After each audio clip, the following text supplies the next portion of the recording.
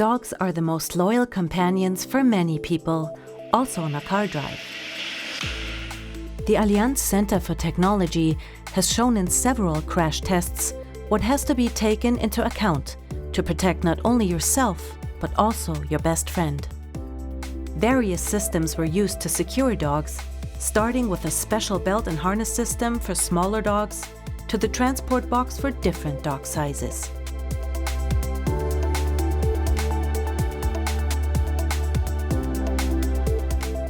In the tests, the Allianz Center for Technology came to the following results. The belt and harness systems should only be used for dogs up to a maximum weight of 7 kilograms. For heavier dogs, a special transport box is the right choice.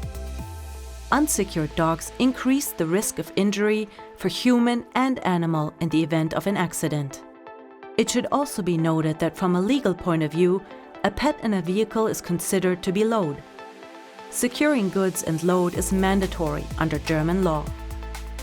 Protect yourself, others, and your pet by appropriately securing load.